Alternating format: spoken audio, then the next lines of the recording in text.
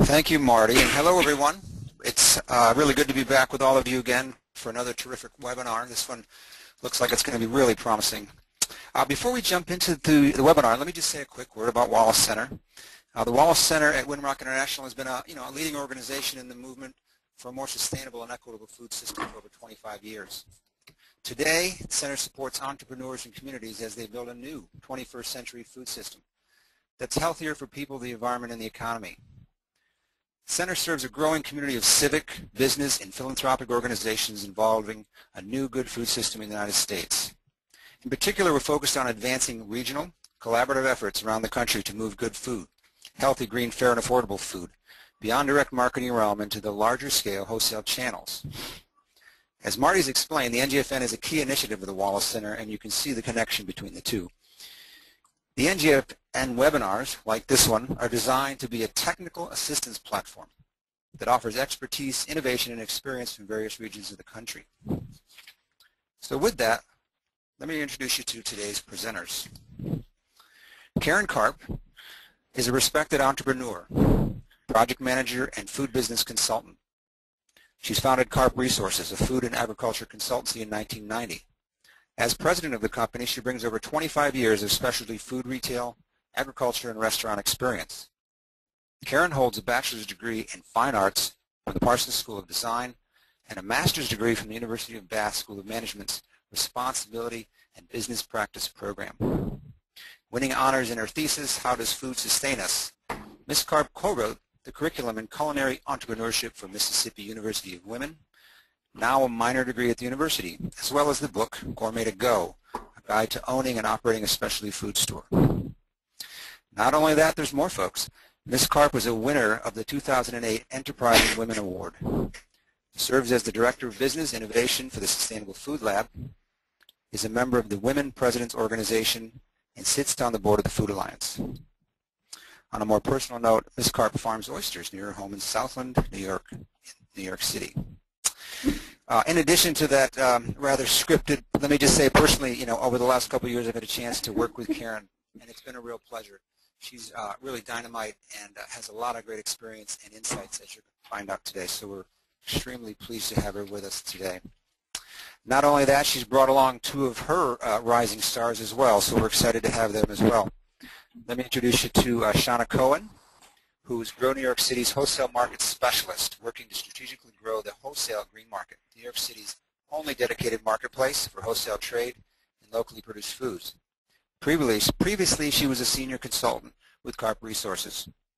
She was a researcher on the Wholesale Farmers Market Feasibility Study team and a project leader for New York City school foods local food procurement efforts.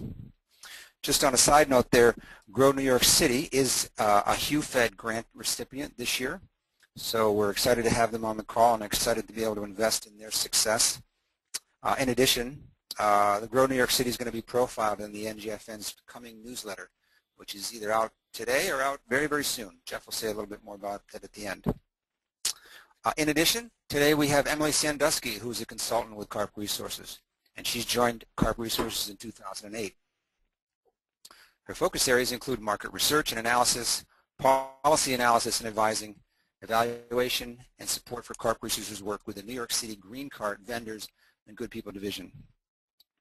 While at Karp Resources, she's completed a master's degree in urban policy at Milano, the New School for Urban Policy and Management, in 2009.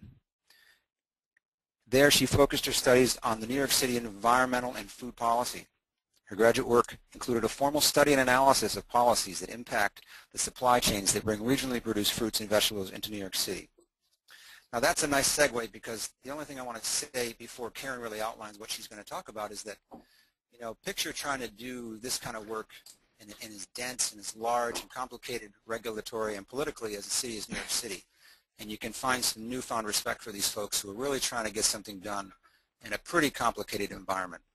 So my hat's off to them, and I'm really glad to have them here today. So with that, let me turn it over to Karen to take you through the rest of the presentation. Okay. Well, thank you, John. I don't think I've ever had such an eloquent introduction, and I really appreciate being invited to participate on this webinar, to lead this webinar today with two of my rising stars, as you so accurately introduced both Shana and Emily. And thanks, Marty, to you for helping coordinate all the work that we do here in New York with the Good Food Network. Karp Resources, as John mentioned, is a food and agriculture consulting business that we founded in 1990. So we're 20 years old this year.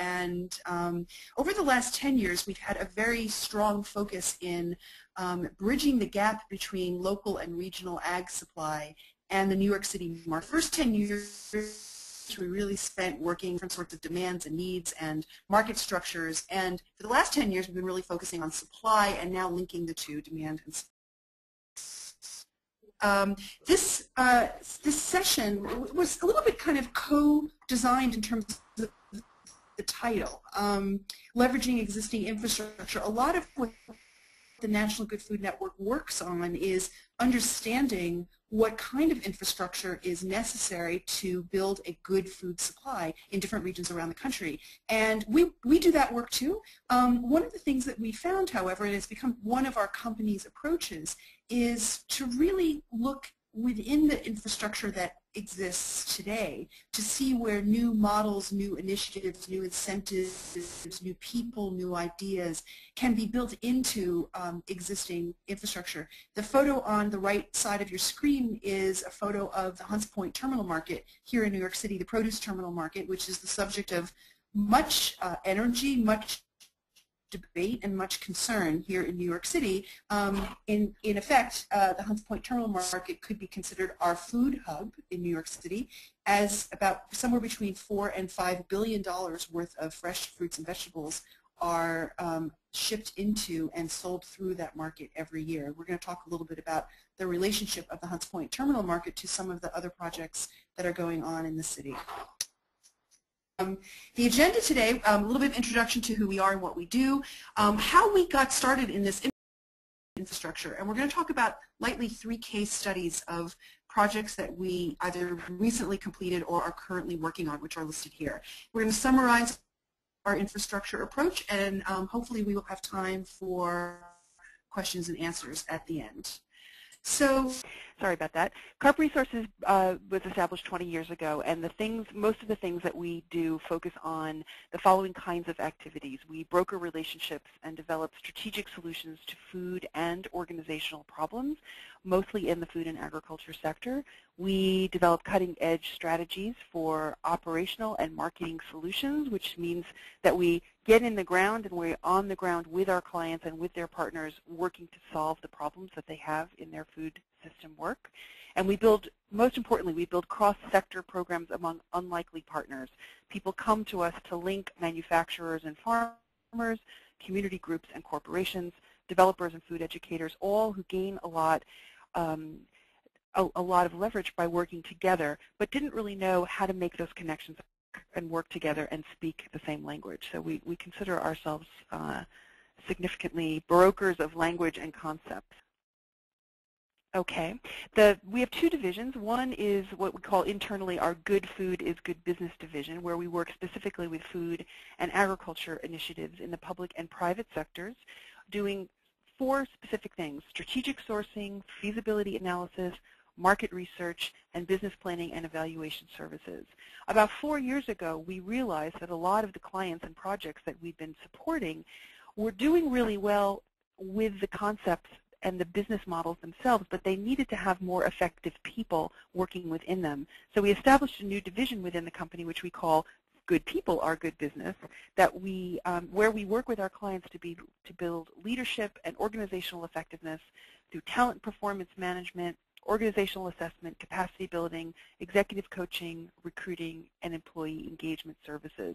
I'll be honest with all of you on the call, we had absolutely no idea how that whole part of the business would go. It was just an instinct to say, you know, if we were doing all this great stuff with programs and businesses, people are really a very important engine. It's not just the food that needs to be good, the people need to be good. And I'm very happy to report that that part of our business is just really thriving after just 3.5 short years. So that's part of our own innovation. So we're considering infrastructure. Let's just get right into the topic here. About in 2002, we found out about a study that the New York State Department of Agriculture and Markets wanted to conduct to understand what the supply and demand were for local foods in the B2B sector, in the marketplace amongst businesses. So between farmers and institutions, between farmers and retailers, between farmers and restaurants, etc. What we had all been noticing here in New York City was that farmers and even some retailers were going to the green markets, filling up shopping carts, and as we say here in New York, schlepping bags and cases of produce halfway across the city on hand trucks, on trolleys, in shopping carts, on top of bicycles. And it was just apparently an incredibly ineffective way to get wholesale quantities of product from farmers into the places where they wanted to, where there was demand. So we conducted 2 rounds of research. The first research was to literally study supply and demand. What do the businesses in New York City want in terms of quality, quantities, and varieties of local foods? And on the flip side, what does the current marketplace really have to offer? And what we found, and this was 6 years ago, we completed the study in 2004. It was released in 2005. And in that project, which we did in partnership with an organization called Market Ventures, Inc. out of Portland, Maine, we determined that there was nearly $1 billion worth of demand for local food in the wholesale marketplace in New York City. $1 billion. It was $866 million. $1 billion. There was, at the time, 20% of that was in current available supply. So we knew that we had a lot of situations on our hands, a growing demand for local food, and where was the supply going to come from? Even though there was only 20% of the supply available, we identified in that study that there was an enormous potential supply, kind of pent-up supply. Farmers that had not had their land in production for many, many years or several generations, lots of development kind of was keeping farmers considering whether they should stay in farming or not stay in farming.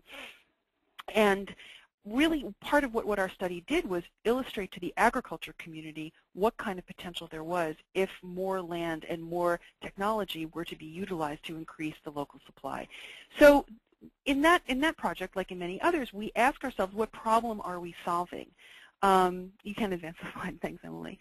In the New York City Wholesale Farmers Market project, part of our work was to say, after we identified the supply and demand, was to say, okay, well, how should this product get into the marketplace? What kind of market is needed? And so we were retained for a second round of work where we did a business model and determined 2 sort of physical location ideas for the wholesale farmers to sell in New York City. One was a business model for a market outside of the Hunts Point Terminal Market, an independent market on another piece of land in the Hunts Point produce distribution zone of New York City. And the second model we did was for a model that would exist within the Hunts Point Terminal, Hunts Point Produce Terminal Market when the market would be rebuilt, which the city is negotiating right now. The City of New York and New York City Economic Development Corp. And the Hunts Point Produce Terminal Market are in negotiations right now about that rebuild. An interesting thing to note, this is a little part of New York City history that lots of people don't know, including some of the people in the New York City Economic Development Corp. The last time the Hunts Point Produce Terminal Market was rebuilt was in the mid-60s. I think 1967 it opened. And in that plan, which was written in the very early 60s, there was very clearly stated that the wholesale produce market would include a wholesale farmers market. And that farmers market never got built. So it never got built, and there's a lot of insights and history and kind of local lore as to why the wholesale farmers market never got built. What's really interesting is that between the mid-60s and the early 90s, what we saw was a kind of a decrease in interest in local foods, and then all of a sudden, starting again in the mid-70s, a huge interest in local foods. So that's one of the reasons why the wholesale farmers market idea becomes relevant again in 2000, in 2005 and 2010 as part of the Hunts Point Terminal rebuild. So I'm just going to note a couple other projects that we worked on right after the Wholesale Farmers Market project, which all have a relationship to organizations thinking about infrastructure. In Tioga County, which is a small county in upstate New York, it's about 40 minutes west of Binghamton, if anybody knows upstate New York at all, and about a half-hour south of Ithaca. Tioga County is a very small county, mostly agricultural, mostly dairy and meat.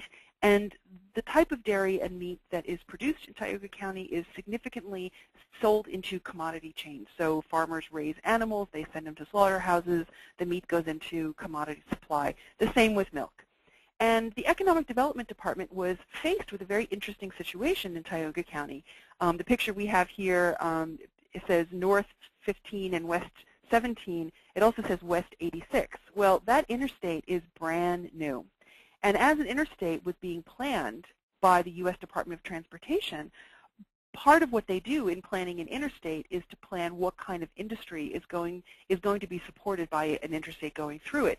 So Tioga County, the very sharp person in the Economic Development Department there, thought, how could this new interstate help uplift the agriculture economy of Tioga and the surrounding counties?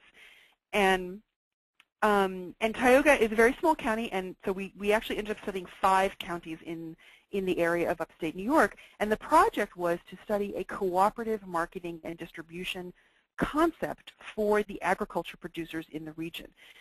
The piece of infrastructure there in that project was twofold. One was the interstate. It was a piece of infrastructure that was being built.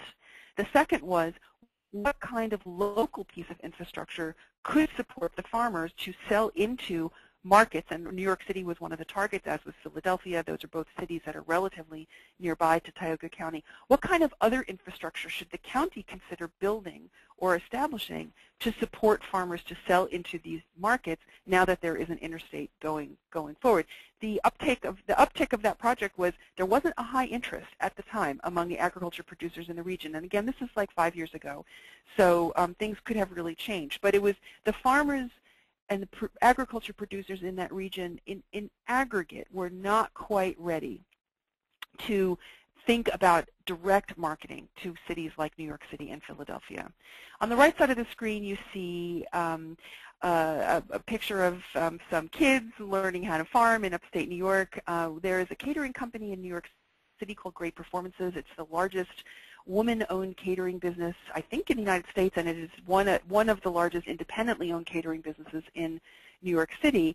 And they wanted to make a differential for themselves as a catering company as the local food trend was growing and as their own interest in local supply was growing. And so they retained us to do a business plan for a farm, which they did, in fact, purchase and build and farm, and now they have a vertically integrated local food system in their catering company. One of the things that was very interesting for us to see was it's one thing to build the infrastructure to buy the farm and get the farmer and get everything up and running, but how does a catering company integrate organizationally the notion of having a farm?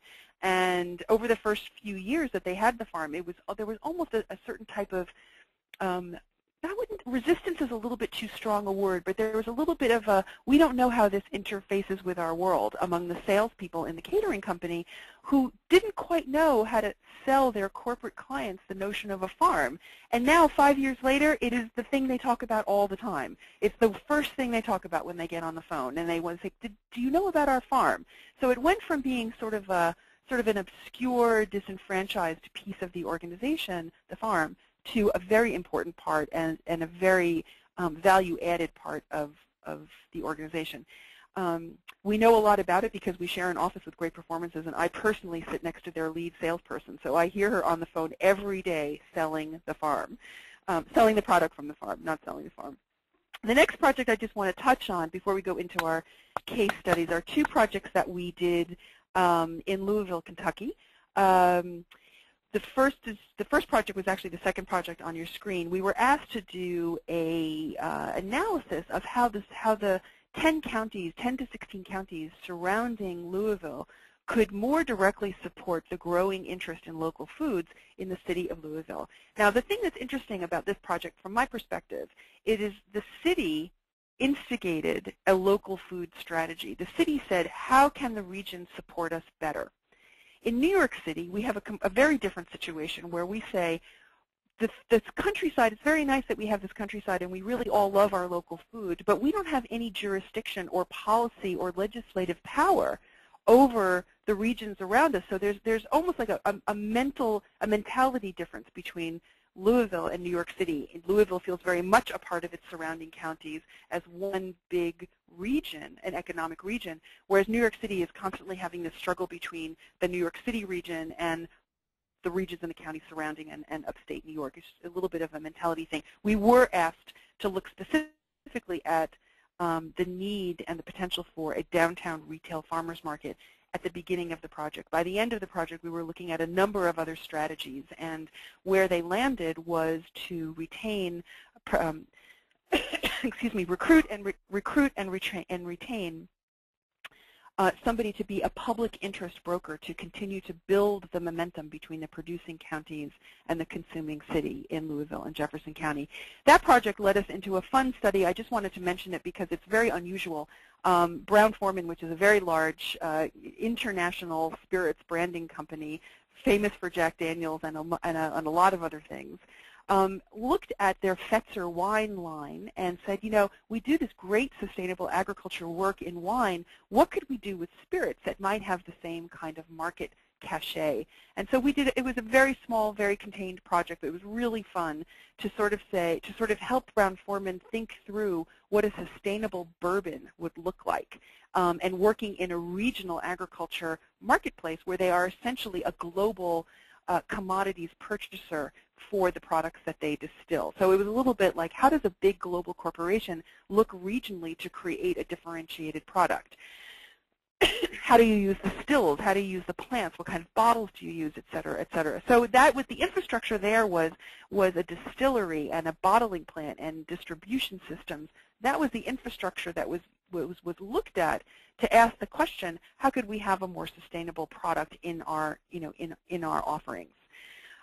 So the problem that we're solving, every one of those problems was an infrastructure problem, although people didn't see them necessarily as an infrastructure problem. We understood that there was a linchpin in each of those projects which had to do with something that was quite tangible as a piece of infrastructure. But the ideas that were surrounding it, the clients came to us with another kind of problem that actually was resolved or researched through the lens of infrastructure. So we're going to do 3 case studies here. The first case study is a project that we're working on now with a company called C.H. Robinson Worldwide, which is an international third-party logistics firm. In the United States, the main thing they do is ship produce. About 400 million cases of produce are shipped around the United States every year. And C.H. Robinson's customers are large retailers, big box stores, Walmart, small regional grocery chain, medium regional grocery chain, but most particularly the retail sector, although some food service as well. We've known about and been supporting C.H. Robinson's sustainability strategies through the work that Karp Resources does with the Sustainable Food Lab, and through the national office and through the folks there that are working on procurement and sustainability. We got to be introduced to their Northeast Regional Sourcing Office, which was mandated to begin a very specific, very targeted excuse me, regional food procurement strategy. So what have we done with C.H. Robinson? Well, we just completed the first year of our work with them in New York State. Specifically, we were asked to look at New York State and help identify potential suppliers that could feed into their system. The infrastructure that we had to work with is a company that has logistics expertise. If you want to move a truckload of anything around the country, this is the company that you call. There's probably very few companies that do it as expertly as they do. They do conventional distribution. I mean, nothing is, the trucks look exactly like that truck. They're not branded. You just never know when C.H. Robinson is behind a truckload of product that's going from A to B. What C.H. Robinson focuses on, what their expertise is scale. The other thing that they really focus on, and their expertise is in adding value to the links along the chain by providing technical support such as food safety help, help with purchasing fuel, all sorts of kind of back of the house, back office value add to their customers. So New York State, we know New York State through the work that we've done with the Wholesale Farmers Market project and the other projects I've mentioned, and we're going to talk a little bit about school food at the end of this call. One of the one of the things we know about farmers in upstate New York is that they're very productive. They know their market. They know the markets that they have. They like the markets that they have, and they complain all the time. They complain all the time about wanting new markets, about wanting better prices, about wanting this, wanting that. And an interesting thing in New York State with mid to large scale farmers, which are the ones we're talking about here, so 200, 300, 400 acre farms are the ones that we targeted for this work with C.H. Robinson. One of the interesting things that's happened over the last couple of years as the whole local food trend has really exploded is that these guys are all very, very, very busy and very successful selling their food into local supermarkets, regional supermarkets in New York State when the product is in season. But the other thing that happens is that they have excess supply. So Emily's going to talk a little bit about the strategy that we used this summer and some of the little nuances behind the statement that I just made. Emily. Hi, Karen, please feel free to chime in. So I took 2 trips upstate this summer with our partner at C.H. Robinson. And the goal was to go up. We went once in the beginning of the season to kind of go up and have one-on-one meetings with farmers. Our partner at C.H. Robinson had been working closely in New Jersey, but he just wasn't familiar with the New York State agricultural landscape, with the temperament of the farmers, with the crops that the farmers grow well, and the crops that have been kind of in series of tests to see if they could possibly grow them well. And so we just went up and we had a lot of meetings and kind of had a lot of going to people's farms and hearing right from the farmers. So part of that is a trust-building exercise. Part of that is a exercise in pacing, teaching someone whose expertise is in moving produce in sales to kind of have a ability to speak with the farmer at the pace which is appropriate for the farmer and kind of with an appreciation for what goes into their products. And especially on our second trip up, which was as the season was really coming to coming to a head, and farmers were realizing that because of our particular weather patterns this year, that there was a lot of product and a lot of product that came on early and came on really strong. And so farmers that have had dependable local retailers in to sell those products were saying, hey, you know, the prices are low, I have too much product. And that's when we could, one way that we realized our partnership with C.H. Robinson could really benefit the farmers is saying, hey, this is great that you have product to meet the regional need, and we have a partner who has an expertise in logistics who can get that product down the coast, down the eastern seaboard, to folks who the season has passed. And that became a place where C.H. Robinson could meet their need. We could keep product in the region and also kind of have benefit to the farmers. So that's kind of something that we started discussing on those trips. And because we were there during the peak of the season having those conversations, it became really real to both the folks at C.H. Robinson and to the farmers that was a real possibility. In addition to focusing on their long-term goals, one of the things that we do with our clients is really kind of slow them down a little bit and get them to really understand that they are dealing with people. In this case, they knew they're dealing with people. They're salespeople. They're adept people at sales. But you needed to slow down a little bit to meet the tempo and the pace and the expectation of the farmers. And it was one of the reasons why we were asked to do this project is because we had spent so many years with farmers in upstate New York trying to inspire them, encourage them, listen to them, empathize with what is the issue, what are the log jams in getting your product into the marketplace. So one of the things, I'll just kind of share the results a little bit of this year, and then I'll tell you one of the biggest insights that we had about this local sourcing initiative for C.H. Robinson in New York State this year. The results is essentially that we established some very strong, just a few, but some very strong relationships with farmers for C.H. Robinson to build their regional supply chain. We were able to get regionally grown, meaning New York State grown, asparagus, peas, and hard squash sold through C.H. Robinson to large-scale retailers. These are products that hadn't previously made it before into these particular marketplaces. One of the things that we're going to be doing next month is having the first one we're going to do next month, and we'll do another one in January, is to convene the farmers that were participants or near participants, because we had a lot of near sales this year that didn't happen. We're going to get together to talk about why those sales, why the ones that happened, why the ones that didn't happen, and what about next year? How should we develop a strategy now that there is this community amongst a group of farmers and C.H. Robinson and an aggregator up in the area, now that we have some of the key infrastructure pieces in place, what can we plan now in December for next year and to do it better?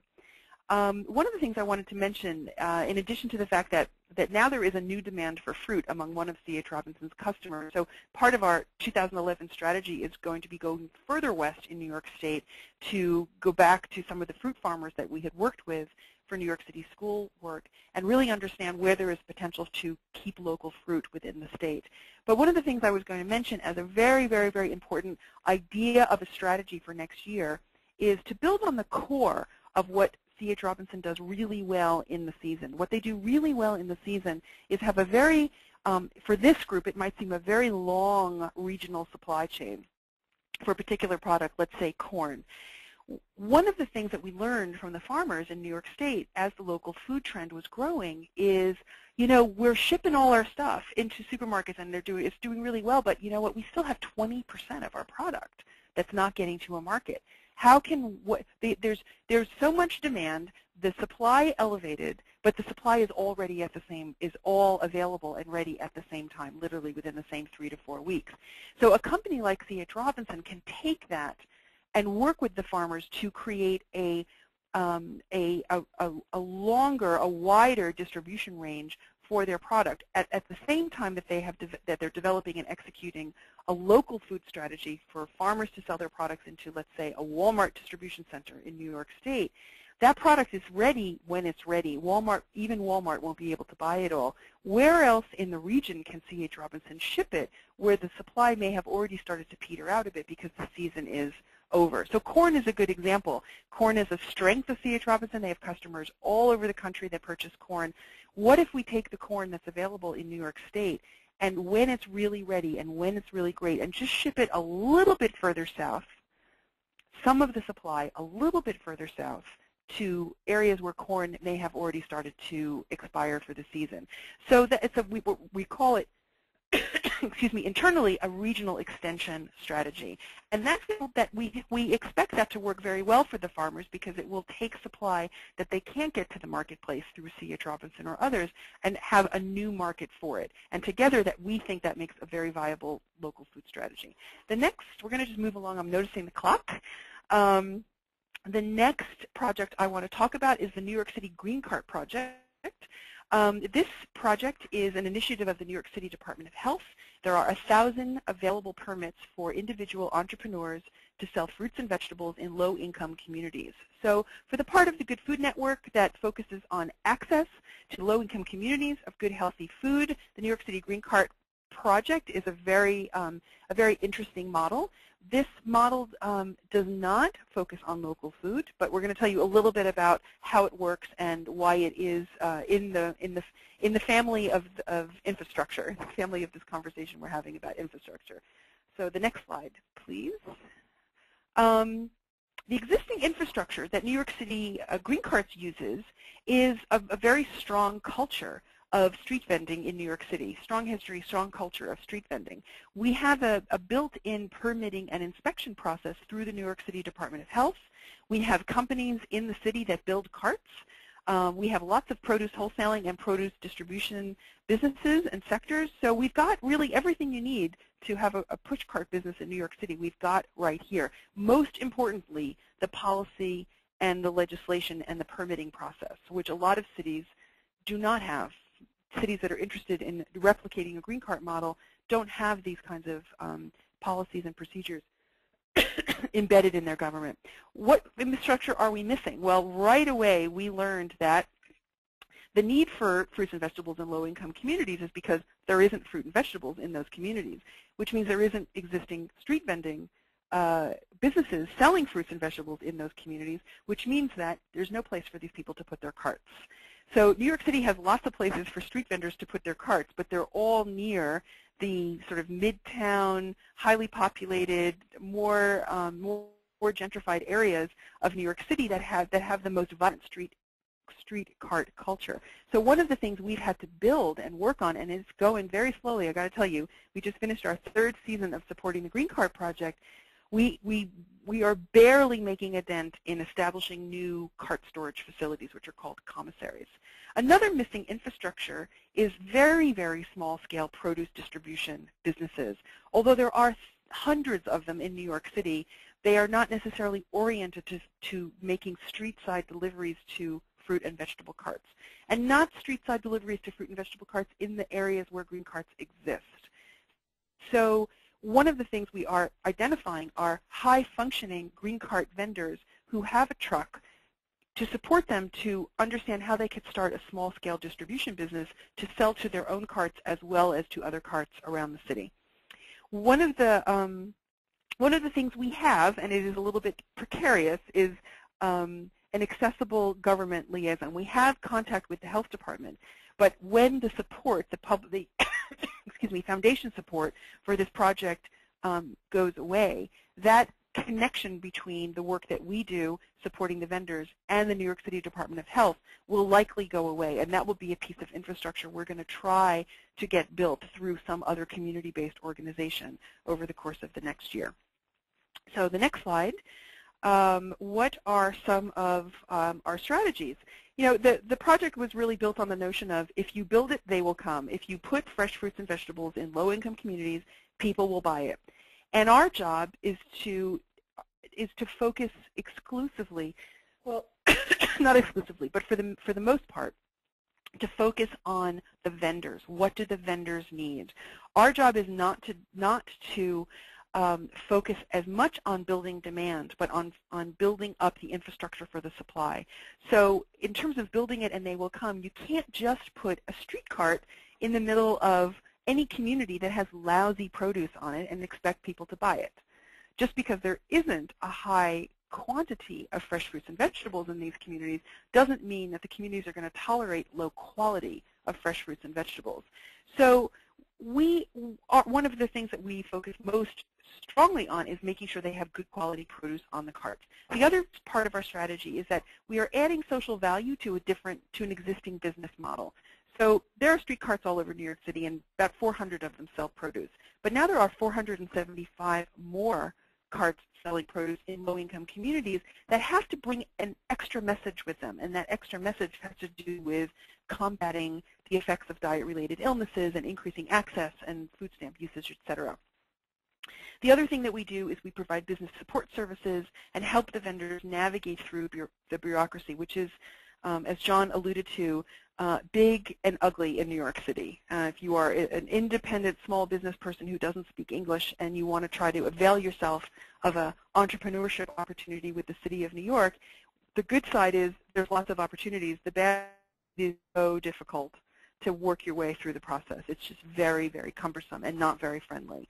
The other piece of infrastructure, excuse me, we're building for is community support through community-based organizations that are functioning in these communities, such as soup kitchens, food pantries, economic development groups, job training groups, et cetera, to adopt green carts, so to speak, to build up a reliable customer base and also provide some other community service supports to the vendors themselves.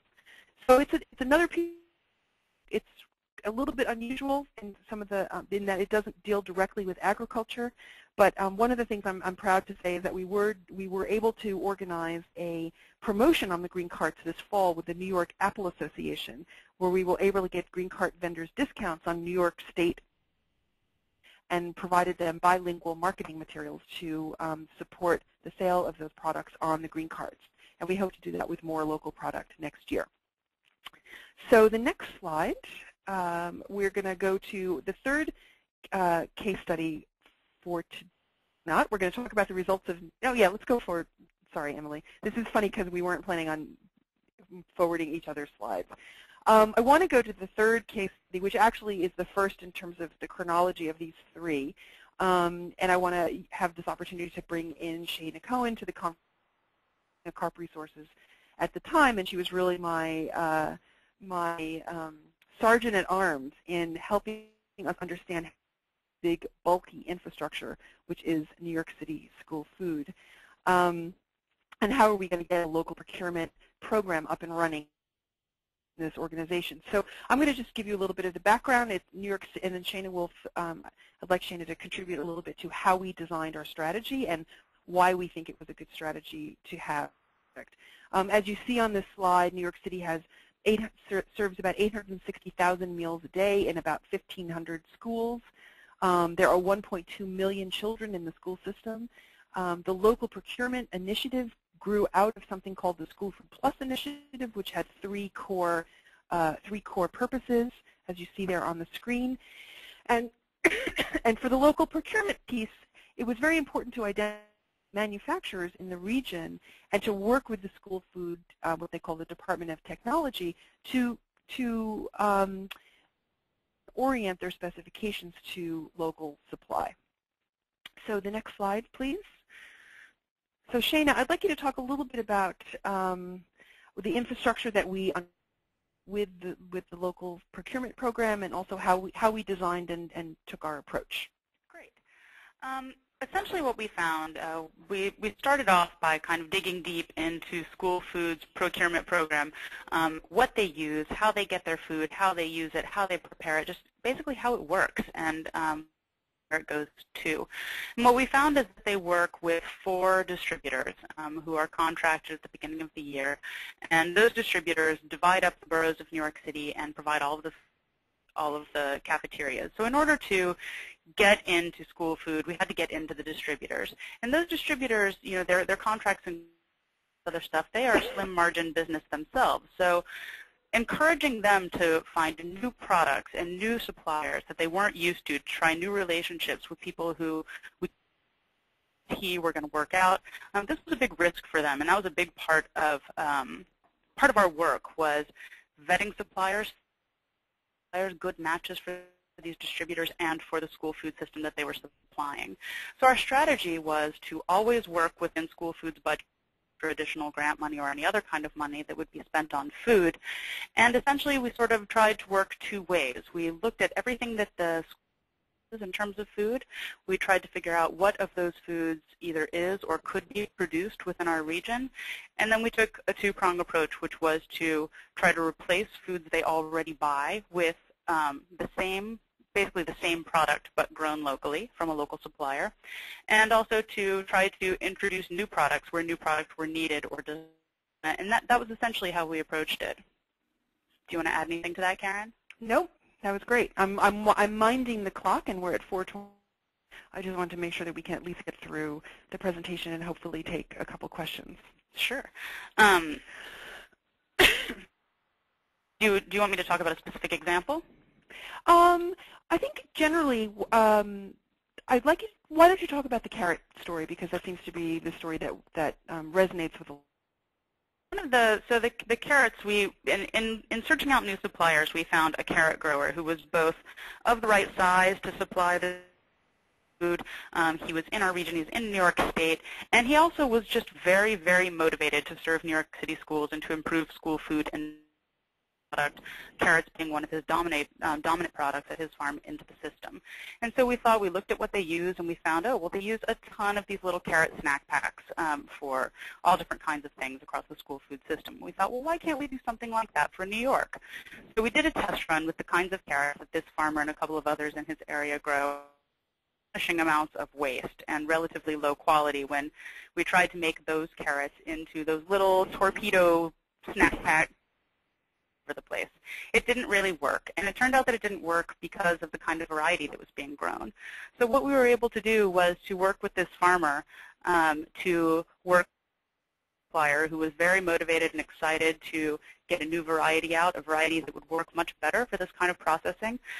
We got school food there and helped encourage, communication between them and their food tech department, all of the suppliers, everyone together at the table to talk about what would be needed to make this new product happen.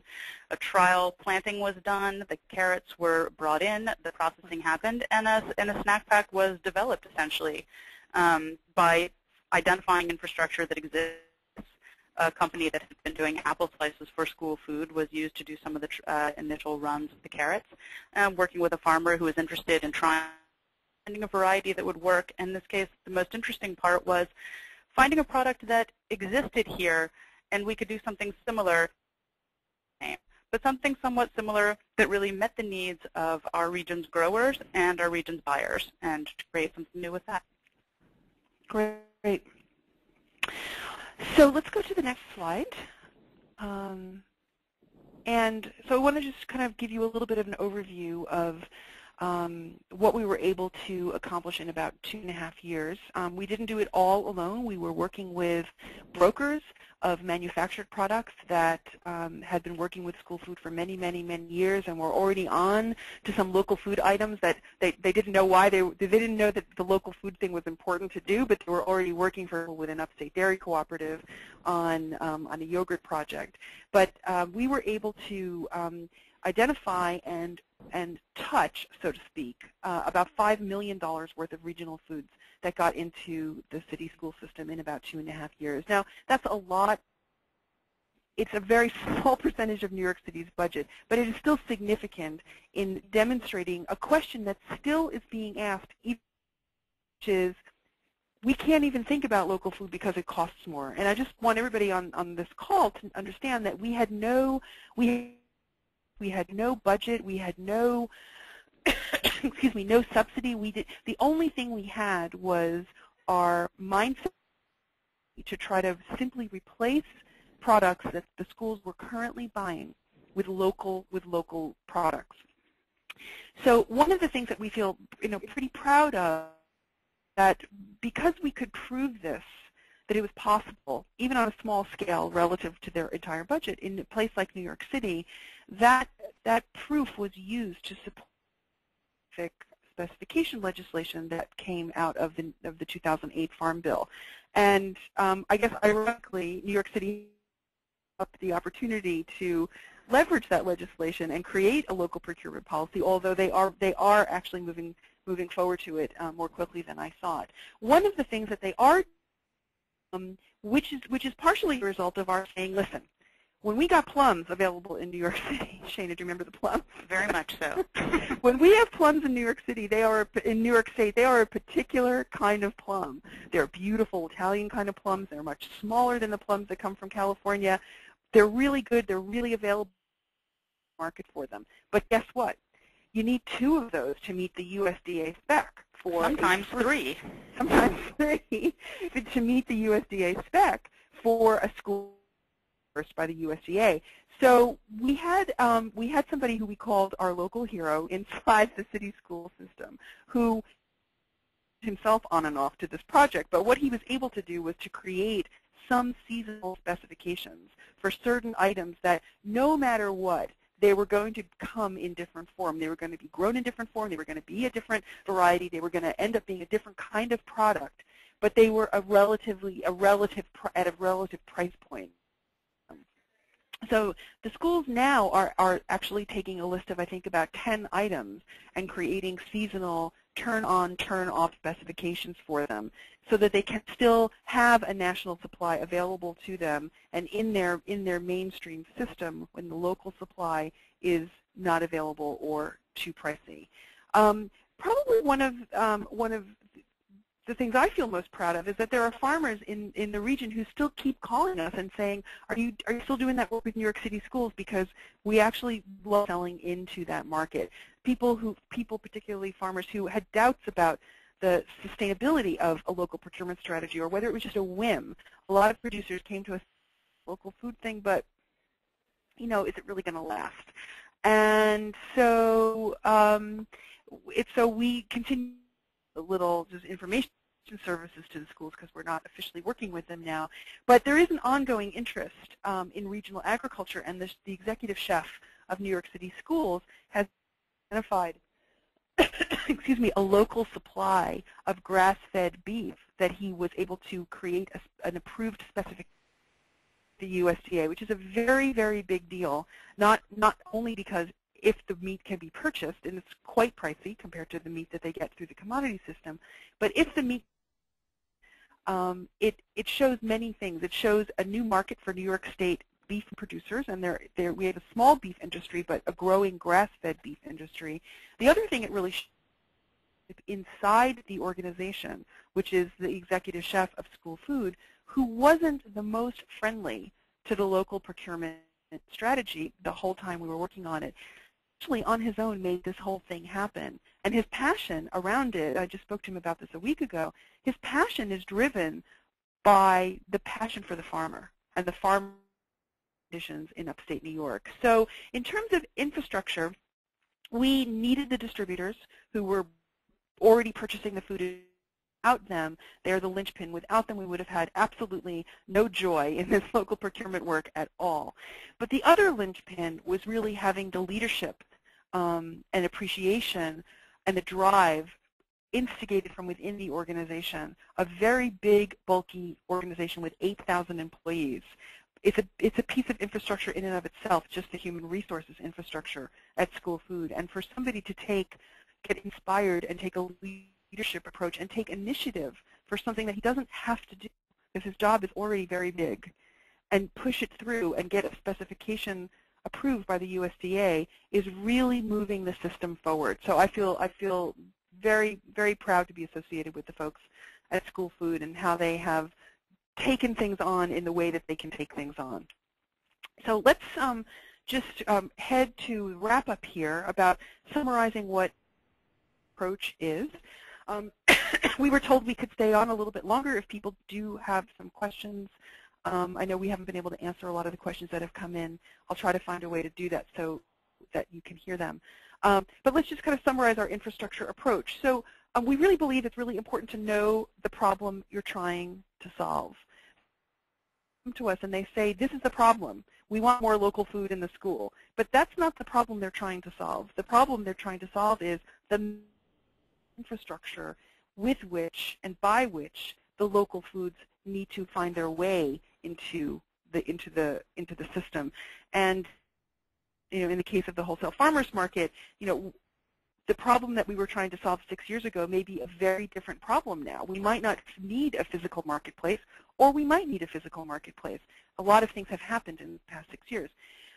Our approach is always first to sort of say, what is existing? I kind of take the stand. I don't believe that assets don't exist. I believe there are assets that are utilized, misinformed, avoided, or whatever. I'm not always right about that, but our approach is to identify assets or resources that exist first before trying to recreate the wheel. The third thing that we do is that we widen the stakeholder group. We never believe that the people who come to us are a robust and diverse enough group to approach or solve their problems. So part of what the value that we bring is by suggesting, sometimes insisting, that they speak to people or types of groups that they wouldn't normally speak with, excuse me, and try to make a connection between them. The fourth thing we do is we kind of slow the thing. We try our best to slow the process down, and with some clients it's extremely difficult to do that. They're on a tight time frame. They have a goal. They've thought about it for 5 years, but they haven't talked about it for 4, and now they have 1 year to reach their goal. But the most important thing is to build trust among the key players in the system, whether it be between farmers and distributors, whether it be between market vendors and market management, whoever it is, the trust is the key, and you can't speed date through trust building. We have absolutely learned that over and over again.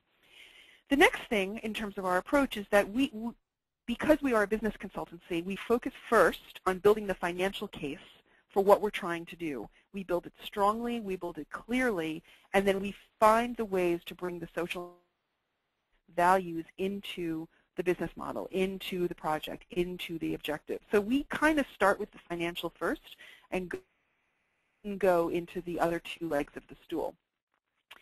We also look to a range of government agencies and departments for coordination and shared resources. And I think we're doing this a little bit more because our integrated and a part of government offices, especially here in New York City.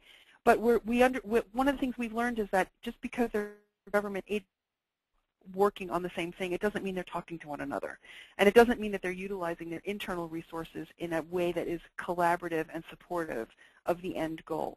So that's the last piece of our approach that is probably the newest piece of our approach is within a single sector of government, sort of unleashing some of the barriers between the different departments or the different sectors or the different rungs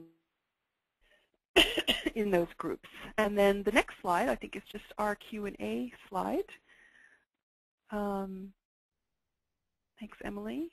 Yep, that's it. So that is the end of our presentation, and thanks to everybody for putting up with the technology problems we had in the beginning with my sound. I'm sorry to that out, and if anybody cares to stay and ask some questions, I'm happy to stay for another 15 minutes or so.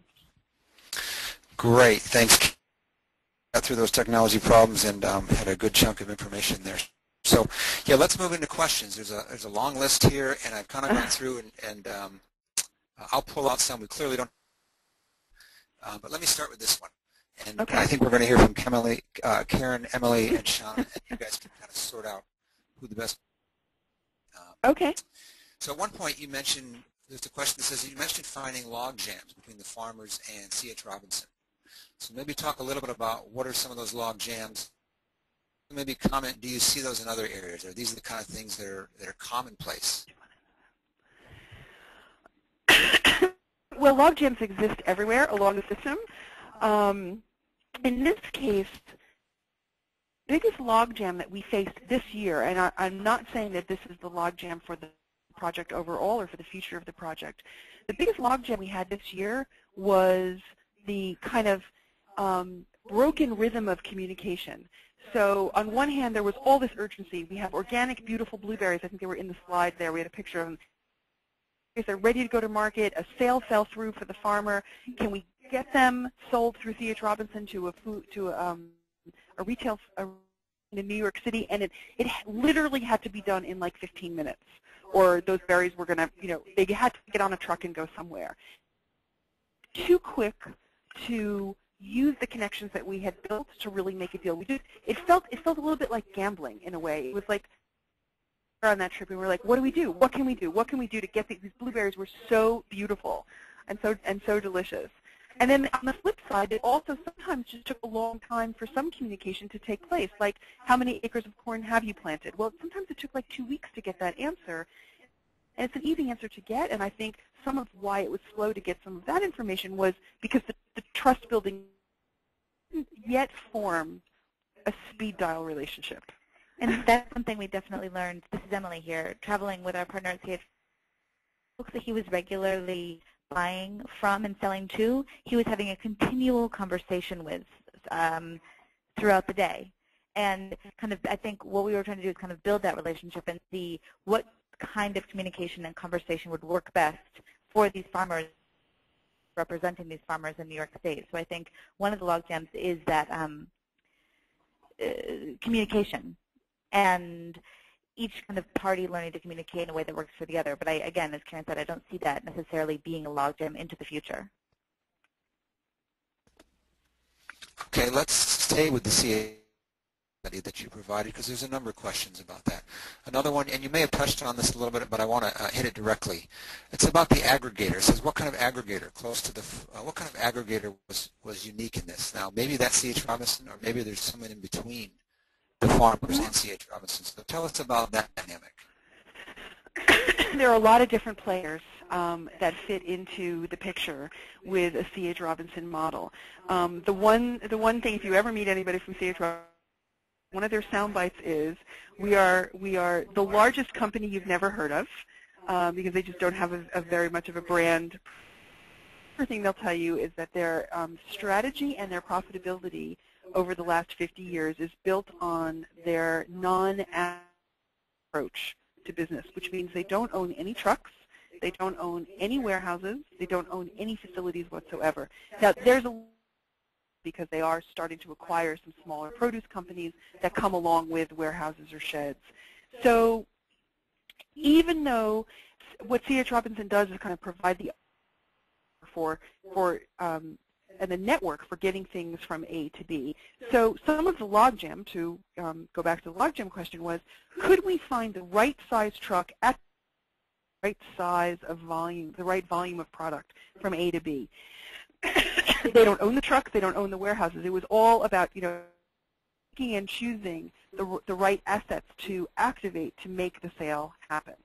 Yeah, we also worked with there's a co-op that we worked with that had some of the cooling infrastructure that was required by the retailers.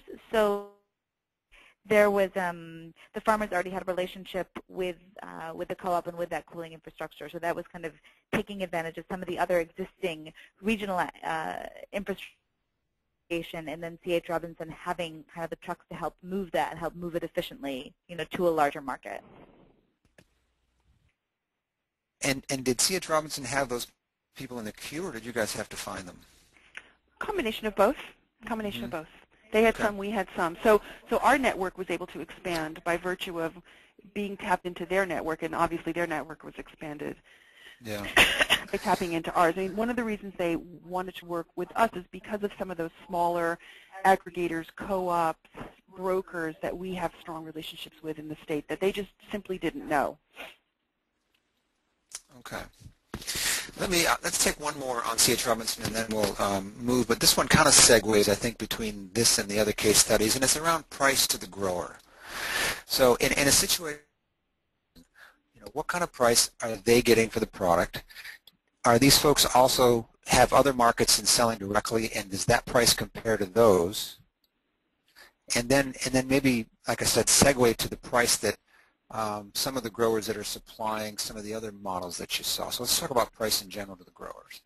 Okay. So the first part of the question is, what kind of price does C.H. Robinson pay the growers? Yeah, I think that's a good starting spot. They have a couple of different purchasing models. One is that they contract growers at the beginning of the season for either all or part of their acreage or all or part of their crops. That was not the case with our work in New York State last year because it was year one, but it is one model that we may move to for year two with some of the growers that are already kind of in the family. The second model is they pay them the market price. They call the farmers up and they say, listen, I can move 4 tractor trailer loads of your corn today. This is the price. Do you want to do it? Now, what's the piece of information that's critical in my answer just there is 4 tractor trailer loads. And it's critical for a farmer that has 4 tractor trailer loads and would be able to have 1 call to sell those 4 loads rather than 10 calls to 10 different kind of aggregators.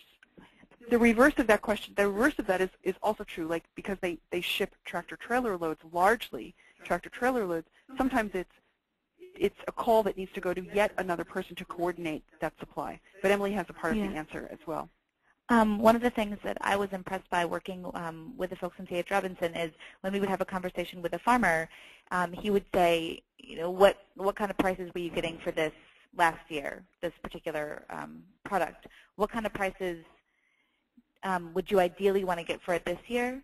What kind of price, I mean, what do you plan on kind of that you need to make on this year? So he would kind of get an idea of the farmer's low and the farmer's ideal and kind of bring that understanding, kind of having that conversation with the farmer, and I think genuinely trying to work within that. And part of the other story is that because C.H. Robinson brings such scale that they are moving so many things within their business that they're still going to be paying a market price to the farmer, but kind of that scale gives them the ability to, their livelihood isn't based on as much as that one particular farmer. They're not so small. Their scale is kind of part of what's helping their business be successful and helps them deliver a price to the farmer. Shana, I wanted to weigh in on that question for school food also. Following what Karen said about, it's product, but the price for the product at that time that becomes an issue for farmers. And in school food, especially when we started dealing with fruit, we found that it wasn't necessarily, for some farmers this season, for some times with their products, they would find that what school food could pay was not an acceptable price for them. But one of the times when we found that it worked really well match between fruit growers and school food on small fruit. Farmers have a very hard time finding markets for small fruit. Retailers don't necessarily want them. They kind of veer towards the bigger, more gigantic fruit. And school food wants a small fruit. They want it to be as close to the size of a USDA serving size and also an amount that a child can eat without throwing it away. So farmers were very excited to have any market, and the price that school food could pay was an attractive price to them at that time. So that was just an example of how that pricing can work. Great. Here's another question, and I know you touched on this a little bit, but it's around it's around processing. And so a lot of times farmers will have too much product or too much at the same time, and I think you mentioned that. So especially around rural areas where you're going to have this kind of production, what are you folks finding out about enabling some kind of minimal processing that can then later be distributed into various markets? What do we know about that? I'm thinking about freezing or I guess maybe canning. I'm not sure. What do you mean? Where can we find out more about that? I'm not sure. No, what experiences have you had doing that with these particular markets? Yeah. We have great experience in understanding the demand for those products. Probably the two best examples of our experience with, let's just call them value-added products, or three. We already told you the carrot story, but the two other stories which really become part of this are when we were doing the local procurement work for New York City schools, identified that they purchase a whole lot of frozen vegetables. And they purchase a whole lot of frozen vegetables because of the varying of cooking equipment in the schools, but they purchase a whole lot of frozen vegetables because there's a minimum number in the local food mindset. There's a minimum number of vegetables that can be fresh during the year and served into schools, et cetera, even if they were buying local food. What we also had in New York State was a really robust frozen food processing infrastructure. We had Bird's Eye Foods in upstate New York, a century-old company that was partially owned by a co-op that grew the vegetables, and there was a process to monitor the quality and make sure that all the vegetables coming in met the standards of the processing plant, et cetera, et cetera. So one of the things that we did in months to make this work was to create a Pride of New York brand of frozen vegetables. It was a bunch of different products that were packaged and additional food service packaging to be able to be shipped and distributed into New York City schools. And we did that without any contractual relation to the schools and Bird's Eye. And that was the piece of infrastructure that we really needed, was a contract. It was very easy to get Bird's Eye to agree to pack the stuff. They pack frozen vegetables all the time.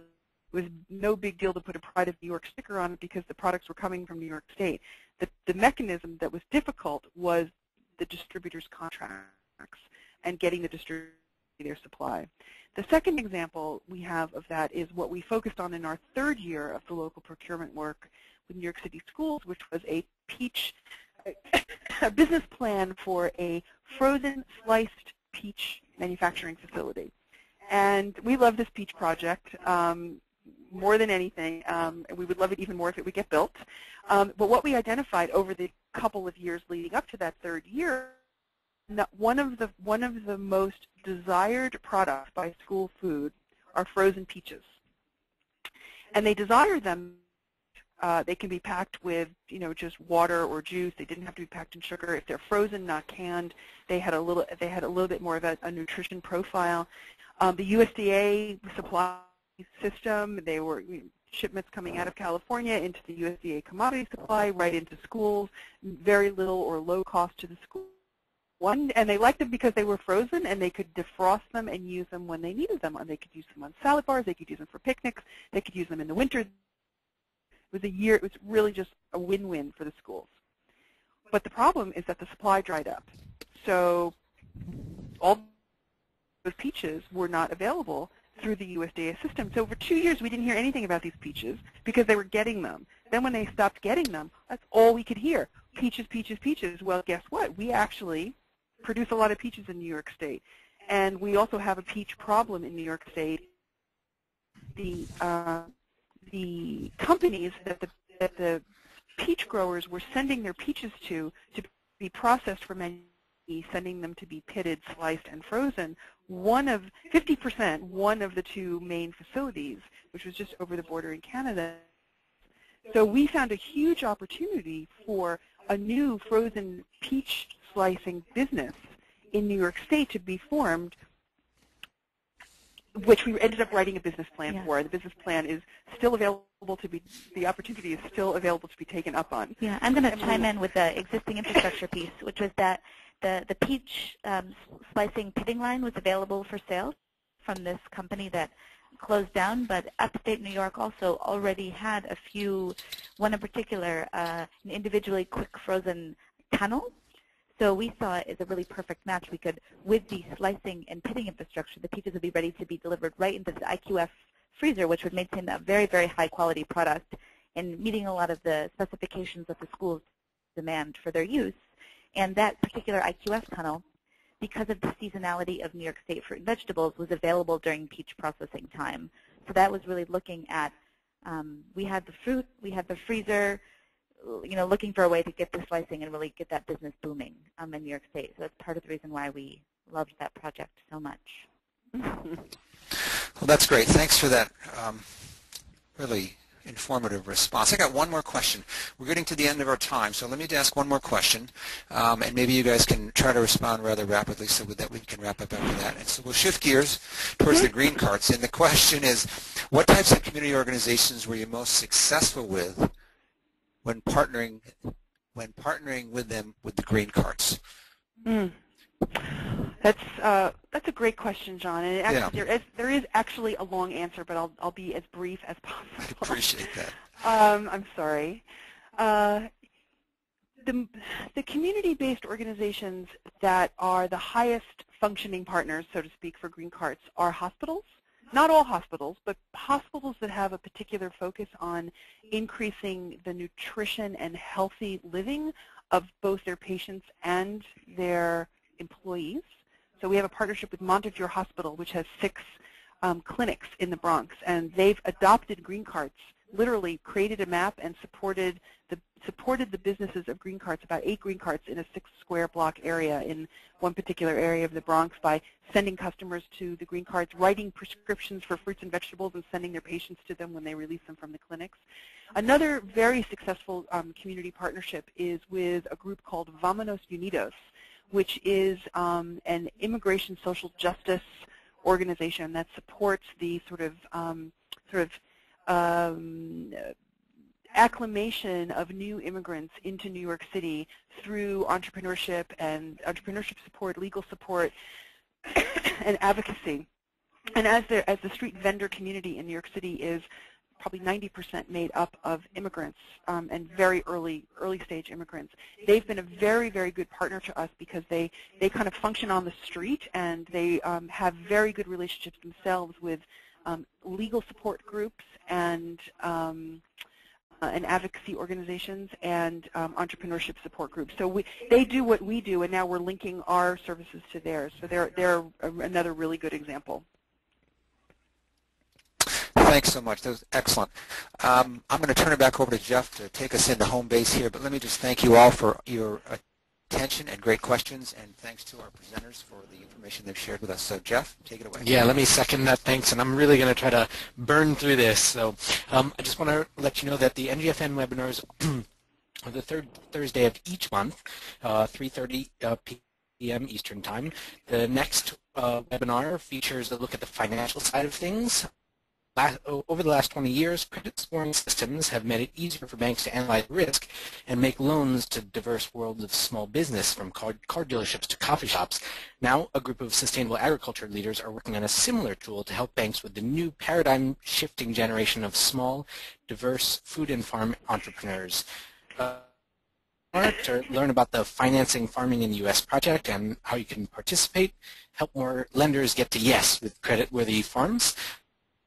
January, the Yellowwood Associates team will share with you how to do effective strategic planning. They've developed a comprehensive system for finding the right place to put limited resources to make true systemic change. Their techniques have been refined for years, and I have personal experience with just a small part of it, and I was floored by how it cuts through all the chaff to truly focus a project.